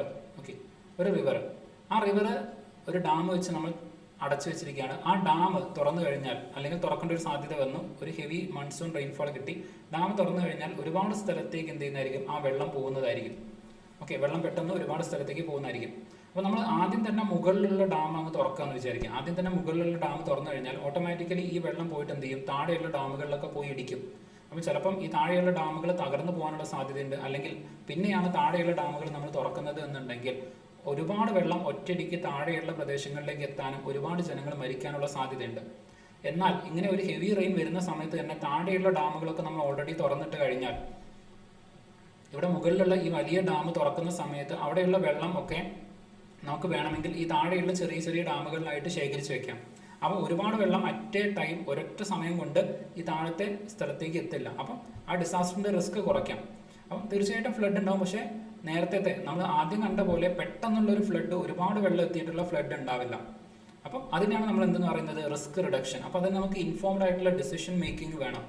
ഓക്കെ, കറക്റ്റ് ആയിട്ടുള്ള കമ്മ്യൂണിക്കേഷൻ വേണം, പ്ലാനിങ് വേണം. ഇങ്ങനെയുള്ള കാര്യങ്ങളൊക്കെ ഉണ്ടെങ്കിൽ മാത്രമേ റിസ്ക് റെഡ്യൂസ് ചെയ്യാൻ വേണ്ടിയിട്ട് സാധിക്കുകയുള്ളൂ. ഓക്കെ, ഇതൊക്കെ സത്യം പറഞ്ഞാൽ ഡീറ്റെയിൽ ആയിട്ട് പഠിക്കേണ്ട കാര്യമായിട്ടോ. നമുക്ക് സമയമില്ലാത്തത് കൊണ്ട് ഞാൻ പെട്ടെന്ന് പറഞ്ഞു പോവാണ്. ഓക്കെ, അപ്പോൾ അത് നിങ്ങൾക്ക് മനസ്സിലാക്കാൻ പറ്റുമെന്ന് വിചാരിക്കുന്നു. നമുക്ക് സമയം ഉണ്ടായിരുന്നെങ്കിൽ ഓരോന്നും ഡീറ്റെയിൽ ആയിട്ട് വിത്ത് എക്സാമ്പിൾ നമ്മൾ പഠിച്ച് പറഞ്ഞു പോകുമായിരുന്നു. Okay, yes. സോ ഇതിപ്പോൾ എത്രാമത്തെ ചോദ്യം എന്ന് എനിക്കറിയില്ല, ഞാൻ ഏതായാലും 8 എന്ന് പറയണം. ഓക്കെ, സോ 8ാമത്തെ ചോദ്യം. So which of the following is the most appropriate example of risk transfer? ഇത് ഓൾറെഡി നമ്മൾ കണ്ടു. Okay, yes, company buying the insurance. Okay, so അതിന് നമുക്ക് 7ാമത്തെ ചോദ്യം തന്നെ വയ്ക്കാം. 8ാമത്തെ ചോദ്യം ആയിട്ടുണ്ടാവില്ല. അതിനടുത്തത് സുനാമി. ഓക്കെ, സുനാമി ഓൾറെഡി നിങ്ങൾ പലതവണ കേട്ടിട്ടുള്ള ഒരു വേർഡായിരിക്കും സുനാമി എന്ന് പറയുന്നത്. അതായത് ഹാർബർ വേവ്സ് എന്നാണ് ഇതിൻ്റെ അർത്ഥം. ഓക്കെ, ഹാർബർ വേവ്സ് എന്നാണ് സുനാമി, അതായത് സുനാമി എന്നുള്ള അർത്ഥത്തിലാണ് ഇത് വരുന്നത്. ജപ്പാനീസ് വേർഡാണ്. ഓക്കെ, അപ്പം അതുകൊണ്ട് തന്നെ ഹാർബർ വേവ്സ് അല്ലെങ്കിൽ ലാർജ് ഹാർബർ വേവ്സ് എന്നുള്ള അർത്ഥമാണ്. എപ്പോഴും നിങ്ങൾക്ക് കാണാം ഒരു ഹാർബർ ഏരിയയിൽ വലിയ വേവ്സ് ഇവിടെ നിങ്ങൾക്ക് കാണാം. അപ്പോൾ ആ അർത്ഥത്തിലാണ് നമ്മൾ സുനാമി എന്നുള്ള വാക്ക് യൂസ് ചെയ്യാറുള്ളത്. അപ്പം ഇവിടെ പ്രത്യേകം ശ്രദ്ധിക്കേണ്ടത് ഇതുമായിട്ട് ബന്ധപ്പെട്ട് വരുന്ന ചോദിക്കാൻ സാധ്യതയുള്ള പൊട്ടൻഷ്യൽ ആയിട്ടുള്ള കുറച്ച് ഏരിയാസ് ആണ്. അതിലാദ്യം വരുന്നത് ഈ സുനാമിയുമായിട്ട് ബന്ധപ്പെട്ട ഏർലി വാർണിംഗ് സിസ്റ്റംസ്, അല്ലെങ്കിൽ അതുമായിട്ട് ബന്ധപ്പെട്ട ഇൻഫർമേഷൻ ഷെയറിങ്, അതുമായിട്ട് ബന്ധപ്പെട്ട പഠനങ്ങൾ, ഇങ്ങനത്തെ കാര്യങ്ങളെല്ലാം കോർഡിനേറ്റ് ചെയ്യുന്നതിന് വേണ്ടിയിട്ടും അത് പഠിക്കുന്നതിന് വേണ്ടിയിട്ടും നമുക്ക് ഇന്റർനാഷണൽ ലെവലിൽ ഏജൻസികളുണ്ട്, അതുപോലെ തന്നെ റീജിയണൽ ലെവലിലും ഏജൻസികളുണ്ട്. ഇനി അതുപോലെ തന്നെ ഡിസാസ്റ്ററുമായിട്ട് ബന്ധപ്പെട്ട് നിങ്ങൾ മനസ്സിലാക്കേണ്ട മറ്റൊരു പ്രധാനപ്പെട്ട കാര്യമാണ് ഏറ്റവും കൂടുതലായിട്ട് സുനാമി അല്ലെങ്കിൽ വോൾക്കാനിക് ഇറപ്ഷൻ നടക്കുന്നത് പസഫിക് ഓഷ്യൻ റീജിയനിലാണ്. റിംഗ് ഓഫ് ഫയറുമായിട്ട് ബന്ധപ്പെട്ട് ജോഗ്രഫിയിൽ ചിലപ്പോൾ നിങ്ങൾ പഠിച്ചിട്ടുണ്ടായിരിക്കും, അല്ലെങ്കിൽ ജോഗ്രഫിയുമായി ബന്ധപ്പെട്ട് പഠിക്കേണ്ട ഒരു കാര്യമാണ്. അപ്പോൾ നമ്മുടെ ജോഗ്രഫി ക്ലാസ്സുകൾ നമ്മുടെ ഏതൊരു ചാനലിൽ അപ്ലോഡ് ചെയ്തിട്ടുണ്ട്, നിങ്ങളൊന്ന് ചെക്കൗട്ട് ചെയ്യാം. അതിൽ ഇതുമായിട്ട് ബന്ധപ്പെട്ട റിംഗ് ഓഫ് ഫയർ കാര്യങ്ങൾ കവർ ചെയ്തിട്ടുണ്ട് എന്നാണ് വിചാരിക്കുന്നത്. ഓക്കെ, ഇല്ലെങ്കിൽ ഇപ്പോൾ ഏതായാലും നമുക്ക് സമയമില്ല. എന്തായാലും ഇൻ ഫ്യൂച്ചറിൽ നമ്മൾ എന്തായാലും ജോഗ്രഫിയുടെ ബാക്കി ക്ലാസ്സുകൾ എടുക്കുന്ന സമയത്ത് നമ്മൾ അതിൻ്റെ കൂടെ അതും കൂടെ കവർ ചെയ്യാൻ വേണ്ടിയിട്ട് ശ്രമിക്കും. ഓക്കെ, സോ എന്തായാലും റിംഗ് ഓഫ് ഫയർ ആ ഒരു ഏരിയയിലാണ് ഏറ്റവും കൂടുതലായിട്ട് ഡിസാസ്റ്റേഴ്സ് നടക്കുന്നത്. അപ്പോൾ നമ്മുടെ ഗ്ലോബലി തന്നെ 70%-ലധികം എർത്ത് റിപ്പോർട്ട് ചെയ്യുന്നതും റിംഗ് ഓഫ് ഫയർ റീജിയനിലാണ്. അതിൽ തന്നെ ഏറ്റവും കൂടുതൽ റിസ്ക് റീജിയനിൽ കിടക്കുന്നതാണ് ജപ്പാൻ എന്ന് പറയുന്നത്. അതുകൊണ്ട് തന്നെയാണ് സെൻഡായി ഫ്രെയിംവർക്ക് പോലെയുള്ള ഡിസാസ്റ്റർ റിസ്ക് റിഡക്ഷനുമായി ബന്ധപ്പെട്ട പല എഗ്രിമെൻറ്റുകളും ജപ്പാൻ ബേസ് ചെയ്തുകൊണ്ട് വരാനുള്ള റീജിയൻ അല്ലെങ്കിൽ ഒരു കാരണം എന്ന് പറയുന്നത്. ഓക്കെ, സോ സെൻഡായി ഫ്രെയിംവർക്ക് എന്തിനുള്ളതാണെന്ന് ചോദിച്ചു കഴിഞ്ഞാൽ ഡിസാസ്റ്റർ റിസ്ക് റിഡക്ഷനുമായിട്ട് ബന്ധപ്പെട്ടതാണ്. ഓക്കെ, സോ അതൊന്ന് ഓർത്ത് വയ്ക്കുക. അപ്പോൾ നമ്മൾ പറഞ്ഞ പോയിന്റിലേക്ക് വരികയാണ്. സുനാമിയുമായിട്ട് ബന്ധപ്പെട്ടുകൊണ്ട് ചില കോർഡിനേറ്റഡ് ആയിട്ടുള്ള ആക്ടിവിറ്റീസ് ചെയ്യുന്ന ചില ഏജൻസീസ് ഓർഗനൈസേഷൻസ് ഉണ്ട്, അവരെ കുറിച്ചാണ് പറയുന്നത്. സോ ഇതുമായിട്ട് ബന്ധപ്പെട്ട ആക്ടിവിറ്റീസ് കോർഡിനേറ്റ് ചെയ്യുന്നത് intergovernmental oceanographic commission. Okay, intergovernmental oceanographic കമ്മീഷനാണ്. ഇത് വർക്ക് ചെയ്യുന്നത് യുനെസ്കോയുടെ അണ്ടറിലാണ്. ഓക്കെ, അപ്പോൾ അത് പ്രത്യേകം ശ്രദ്ധിക്കുക. നമ്മൾ സാധാരണ യുനെസ്കോയുടെ അണ്ടറിൽ, കാരണം ഇവർ എഡ്യൂക്കേഷൻ ആൻഡ് കൾച്ചറൽ ഓർഗനൈസേഷനാണ്, അവരുടെ അണ്ടറിൽ ഇങ്ങനെ ഒരു IOC Inter governmental oceanographic commission പോലെയുള്ള അതും ഡിസാസ്റ്ററുമായിട്ട് ബന്ധപ്പെട്ട ഒരു ഏജൻസി വർക്ക് ചെയ്യുന്നതായിട്ട് നമ്മൾ കരുതില്ല. ഓക്കെ, ഇപ്പോൾ ഇവിടെ ഇതിൻ്റെ സ്ഥാനത്ത് ഇപ്പോൾ ഫോർ എക്സാമ്പിൾ UNDPO അതല്ലെങ്കിൽ യുണൈറ്റഡ് നേഷൻസ് നമ്മൾ നേരത്തെ കണ്ടപോലെ DRR ഒക്കെ തന്നു കഴിഞ്ഞാൽ നമ്മൾ ചിലപ്പോൾ ഇതായിരിക്കും മാർക്ക് ചെയ്യുന്നത്. പക്ഷേ അവരല്ല, യുനെസ്കോയുടെ അണ്ടറിലാണ് ഇത് വരുന്നത്. അപ്പോൾ അതൊരു കൺഫ്യൂസിങ് സാധനമാണ്. അപ്പോൾ അതൊന്ന് ഓർത്ത് വയ്ക്കണം. Okay, so Inter governmental oceanographic commission വരുന്നത് യുനെസ്കോയുടെ അണ്ടറിലാണ്. അവരാണ് ഗ്ലോബൽ ലെവലിൽ സുനാമിയുമായി ബന്ധപ്പെട്ട കാര്യങ്ങളെ കോർഡിനേറ്റ് ചെയ്യുന്നത്. അപ്പം this system is divided into regional centres, അതുപോലെ തന്നെ ഗ്ലോബൽ സെൻറ്റേഴ്സും ഉണ്ട്. ഓക്കെ, ഒരു കോർഡിനേറ്റഡ് സെൻറ്ററും അതുപോലെ തന്നെ റീജിയണൽ സെൻറ്റേഴ്സും വരുന്നുണ്ട്. ഇതിലെ പസഫിക് സുനാമി വാർണിംഗ് സിസ്റ്റമാണ് ഇതിലെ സെൻറ്ററായിട്ട് ആക്ട് ചെയ്യുന്നത്. ഓക്കെ, അതിൻ്റെ മെയിൻ സെൻറ്റർ എന്ന് പറയുന്നത് പസഫിക് സുനാമി വാർണിംഗ് സെൻ്ററാണ്. ഓൾറെഡി നിങ്ങൾക്കറിയാം പസഫിക് റീജിയനിലാണ് ഏറ്റവും കൂടുതൽ ഇതുപോലെ സുനാമിയുമായി ബന്ധപ്പെട്ട ഡിസാസ്റ്റേഴ്സ് നടക്കുന്നത്. ഓക്കെ, അതുകൊണ്ട് തന്നെ അതാണ് അതിൻ്റെ സെൻറ്ററായിട്ട് വരുന്നത്. അതല്ലാതെ ധാരാളം എന്ന് പറയാനുള്ള പ്രധാനമായിട്ടും വേറെ 2 റീജിയണൽ സെൻറ്റേഴ്സും കൂടെ വരുന്നുണ്ട്. അതിൽ നമ്മുടെ ഇന്ത്യയുമായിട്ട് ബന്ധപ്പെട്ട് വരുന്ന പ്രധാനപ്പെട്ട റീജിയണൽ സെൻറ്ററാണ് Indian Ocean tsunami warning and mitigation system എന്ന് പറയുന്നത്. ഇത് എസ്റ്റാബ്ലിഷ്ഡ് ആവുന്നത്, ഇഫ് ഐ എം കറക്റ്റ്, 2007-ലാണ്. അതായത് 2004 നമ്മുടെ ഇന്ത്യയെ ജാവ സുമാത്രൻ ദ്വീപുകളിൽ നിന്നുണ്ടായിട്ടുണ്ടായിരുന്ന ഒരു സുനാമി 2004 ഇന്ത്യയെ ഹിറ്റ് ചെയ്തിട്ടുണ്ടായിരുന്നു. ഓക്കെ, അപ്പോൾ ഈ ഒരു സുനാമിയെ ബേസ് ചെയ്തുകൊണ്ടൊക്കെ ആയിരുന്നു ദശാവതാരം. 2009 ഇറങ്ങിയ കമൽഹാസൻ്റെ ദശാവതാരം സിനിമയിൽ ക്ലൈമാക്സ് റീജിയനൊക്കെ സത്യം പറഞ്ഞാൽ ഈ ഒരു സുനാമിയിൽ നിന്ന് ഇൻസ്പയർഡ് ആയിട്ടാണ്. ഓക്കെ, രാമേശ്വരത്ത് ഉണ്ടാകുന്ന ആ ഒരു സുനാമിയുടെ എഫക്റ്റ്. ഓക്കെ, അപ്പം ഇത്തരത്തിൽ 2004 ഒരു സുനാമി നമ്മളെ എഫക്റ്റ് ചെയ്യുകയും അതിൻ്റെ ഭാഗമായിക്കൊണ്ട് 2007 ആവുന്ന സമയത്ത് നമ്മൾ ക്രിയേറ്റ് ചെയ്യുകയും ചെയ്ത ഒരു സിസ്റ്റമാണ് ഇത്. അതൊന്ന് ഓർത്ത് വെക്കണം. Indian Ocean tsunami warning and mitigation system. Okay, അതൊന്ന് ഓർത്ത് വെക്കുക. Then 2 distinct types of tsunami warning ഉണ്ട്. ഒന്ന് ഇൻ്റർനാഷണൽ സുനാമി വാർണിംഗ് സിസ്റ്റം, അതുപോലെ തന്നെ റീജിയണൽ വാർണിംഗ് സിസ്റ്റം. അതിൽ ഇൻ്റർനാഷണൽ വാർണിംഗ് സിസ്റ്റമാണ് പസഫിക് സുനാമി വാർണിംഗ് സിസ്റ്റം എന്ന് പറയുന്നത്. റീജിയണൽ ആയിട്ട് വരുന്നതാണ് Indian Ocean tsunami warning and mitigation system എന്ന് പറയുന്നത്. അടുത്തത് the primary international tsunami warning centre for Pacific is the Pacific tsunami warning centre located near Honolulu, Hawaii, USA. Okay, Honolulu, Hawaii, USAയിലാണ് ഇത് centre ചെയ്യുന്നത് അല്ലെങ്കിൽ locate ചെയ്തിരിക്കുന്നത്. പ്രത്യേകം ശ്രദ്ധിക്കുക, ഹോൺലുലു ആണ് ഇതിൻ്റെ ലൊക്കേഷൻ അല്ലെങ്കിൽ ഹെഡ് ക്വാർട്ടേഴ്സായിട്ട് വരുന്നത്. ഓക്കെ, അത് പ്രത്യേകം ഒന്ന് ശ്രദ്ധിക്കുക. കാരണം ഇൻ്റർനാഷണൽ ലെവലിൽ അതും കോർഡിനേറ്റഡ് ആയിട്ട് ആക്ടിവിറ്റീസ് ചെയ്യുന്ന ഒരു ഏജൻസിയുടെ ഹെഡ് ക്വാർട്ടേഴ്സാണ് ചോദിക്കാൻ സാധ്യതയുണ്ട്. ദെൻ സുനാമിയുമായി ബന്ധപ്പെട്ടുകൊണ്ട് ഇനി ചോദിക്കാൻ സാധ്യതയുള്ള കുറച്ച് ഇൻഫർമേഷൻസ് ആണ്, അതും കൂടെ ഒന്ന് ഓർത്ത് വയ്ക്കുക. ഇതിൽ ആദ്യം വരുന്നതാണ് വേൾഡ് സുനാമി അവയർനെസ് ഡേ. അത് വരുന്നത് November 5-നാണ്. ഓക്കെ, November 5-നാണ് വേൾഡ് സുനാമി അവയർനെസ് ഡേ വരുന്നത്. ഇനി 2004 സുനാമി അവയർനെസ് ഡേയുടെ തീം എന്താണ് എന്നുള്ളത് ചിലപ്പം ചോദിക്കാം. അത് early warning and early action before every tsunami. ഓരോ സുനാമിക്ക് മുമ്പ് ഏർലി വാർണിംഗ്, ഓക്കെ, മുൻകൂട്ടിയുള്ള വാർണിംഗ് കൊടുക്കുക, അതുപോലെ തന്നെ മുൻകൂട്ടിയുള്ള ആക്ഷൻസും എടുക്കുക. ഇതാണ് 2024 തീം എന്ന് പറയുന്നത്. ഇനി 2025 തീം എന്താണെന്ന് ചോദിച്ചു കഴിഞ്ഞാൽ be tsunami ready, investing today for a safer tomorrow. Okay, so ഇതാണ് 2025 തീം എന്ന് പറയുന്നത്. രണ്ടും ചോദിക്കാൻ സാധ്യതയുണ്ട്, അതുകൊണ്ടാണ്. ഓക്കെ, ഇതിനടുത്തത് Indian tsunami early warning system. Okay, അതാണ് നമ്മൾ നേരത്തെ പറഞ്ഞത്. 2007-ലാണ് ഇത് എസ്റ്റാബ്ലിഷ് ആവുന്നത്. And is based and operated in INCOIS, Hyderabad. Okay, അപ്പോൾ അത് ബേസ് ചെയ്തിരിക്കുന്നത് ഇൻകോയ്സ്, ഹൈദരാബാദാണ്. അത് എവിടെ എന്നുള്ള രൂപത്തിലേക്കും ചിലപ്പം ചോദിക്കാൻ സാധ്യതയുണ്ട്. ഓക്കെ, ഇതൊക്കെ പൊട്ടൻഷ്യൽ ആയിട്ടുള്ള ചോദ്യമാണ്. Indian tsunami early warning system വരുന്നത് 2007-ലാണ്. ഓക്കെ, സോ അത് വരുന്നത് ഇൻകോയ്സ് ആണ്, ഹൈദരാബാദാണ്. ഓക്കെ, സോറി, ഞാൻ നേരത്തെ പറഞ്ഞതിൽ ചെറിയൊരു മിസ്റ്റേക്ക് ഉണ്ട്. ഓക്കെ, അതായത് ഇൻ്റർനാഷണൽ സുനാമി വാർണിംഗ് സിസ്റ്റത്തിൻ്റെ കൂടെ ഞാൻ പറഞ്ഞിട്ടുണ്ടായിരുന്നു Indian Ocean tsunami and warning system. ഇത് 2007 കേട്ടോ. ഇന്ത്യൻ ഓഷ്യൻ, അതായത് നമ്മുടെ ഇന്ത്യൻ ഗവൺമെൻറ് എസ്റ്റാബ്ലിഷ് ചെയ്യുന്ന Indian tsunami Erling warning system, ഇതാണ് 2007 എസ്റ്റാബ്ലിഷ് ആവുന്നത്. ഓക്കെ, മറ്റേത് ഇൻ്റർനാഷണൽ, അതായത് നമ്മൾ നേരത്തെ പറഞ്ഞ പോലെ യുനെസ്കോയുടെ അണ്ടറിൽ, IOCയുടെ അണ്ടറിൽ വരുന്നതാണ് നേരത്തെ കണ്ടിട്ടുണ്ടായിരുന്നത് ഇന്ത്യൻ ഓഷ്യൻ്റെത്. ബട്ട് ഇത് എന്ന് പറയുന്നത് ഇന്ത്യൻ ഗവൺമെൻറ് എസ്റ്റാബ്ലിഷ് ചെയ്യുന്നതാണ്, അത് 2007 ആണ്. ഓക്കെ, ഞാൻ പറഞ്ഞത് ജസ്റ്റ് ഒന്ന് കൺഫ്യൂസ് ആയതാണ്. Okay, yes. ഇനി ഇതുമായിട്ട് ബന്ധപ്പെട്ടുകൊണ്ട് ഇപ്പോൾ നമ്മൾ പറഞ്ഞിട്ടുണ്ടായിരുന്നു ഈ ഒരു ഓഷ്യൻ വാർണിംഗ് സിസ്റ്റം. അപ്പോൾ അതിന് വേണ്ടിയിട്ട് നമ്മൾ യൂസ് ചെയ്യുന്നതാണ് ഡാർട്ട്. സുനാമി വാർണിംഗ് സിസ്റ്റത്തിന് വേണ്ടിയിട്ട് നമ്മൾ യൂസ് ചെയ്യുന്നതാണ് ഡാർട്ട്. നിങ്ങൾക്ക് ഇവിടെ ഇമേജിൽ കാണാൻ വേണ്ടിയിട്ട് പറ്റും, detection of the tsunami. Okay, അതിന് വേണ്ടിയിട്ട് നമ്മൾ യൂസ് ചെയ്യുന്നതാണ് ഡേർട്ട് എന്ന് പറയുന്നത്, ഒന്ന് ഓർത്ത് വയ്ക്കുക. സോ ഇത് deep ocean assessment and reporting of the സുനാമീസ്, ഇതാണ് ഇതിൻ്റെ full form, deep ocean assessment and reporting of the tsunami. ഇനി ഇതിന് 2 കമ്പോണൻ്റ് ഉണ്ട്. അതിൽ ഒരു കമ്പോണൻ്റാണ് നിങ്ങളിവിടെ മുകളിൽ കാണുന്നത്, ഇങ്ങനെ ഓഷ്യന് മുകളിൽ ഫ്ലോട്ട് ചെയ്ത് നിൽക്കുന്ന ഈ ഒരു കാര്യം. ഓക്കെ, കാരണം സുനാമി വരാൻ സാധ്യതയുള്ള പ്രദേശങ്ങളിലാണ് ഇത്തരത്തിൽ ഫ്ലോട്ട് ചെയ്ത് നിൽക്കുന്ന സാധനങ്ങൾ സാധാരണ നമ്മൾ വെക്കാറുള്ളത്. ഇനി ഇതിൻ്റെ താഴത്തേക്ക് സബ്മേർജ്ഡ് ആയിട്ട് താഴത്തേക്ക് ഒരു സാധനം കൂടി ഉണ്ടായിരിക്കും. അപ്പോൾ താഴെയുള്ള ഈ ഒരു ഡിവൈസ് ഓഷ്യൻ്റെ താഴെയുള്ള പ്രഷർ ഡിഫറൻസുകളായിരിക്കും മെഷർ ചെയ്യുന്നത്. ഓക്കെ, ഏതെങ്കിലും തരത്തിലുള്ള പ്രഷർ ഡിഫറൻസ് ഉണ്ടെങ്കിൽ അത് മെഷർ ചെയ്യും. ഓക്കെ, ഇനി ടോപ്പ് ലെവലിൽ നിൽക്കുന്ന ഇത് വേവ്സിലൊക്കെ വരുന്ന മാറ്റത്തിനെയും നോക്കും. ഓക്കെ, ടോപ്പിൽ നിൽക്കുന്ന ഇത് വേവ്സിൽ വരുന്ന മാറ്റത്തിനെ നോക്കും. ഇതിൻ്റെ താഴെ നിൽക്കുന്ന ഭാഗം, അത് താഴെ ഓഷ്യൻ്റെ അണ്ടറിലുള്ള പ്രഷർ ഡിഫറൻസ് അത് നോക്കും. ഇങ്ങനെ 2 കമ്പോണൻറ്റുകളാണ് ഡാർട്ട് സിസ്റ്റത്തിന് വരുന്നത്, deep ocean assessment and reporting of the സുനാമിക്ക് വരുന്നത്. ഓക്കെ, സോ അതാണ് ഇവിടെ പറയുന്നത്, DART system consisting of a sea floor bottom pressure recording system. അപ്പോൾ ഒരു സീ ഫ്ലോറിൽ നിൽക്കുന്ന ബോട്ടം പ്രഷർ റെക്കോർഡ് ചെയ്യുന്ന അല്ലെങ്കിൽ മെഷർ ചെയ്യുന്ന ഒരു സിസ്റ്റം ഉണ്ട്. അതുപോലെ തന്നെ that is capable of detecting tsunami and a surface buoy for real time communication.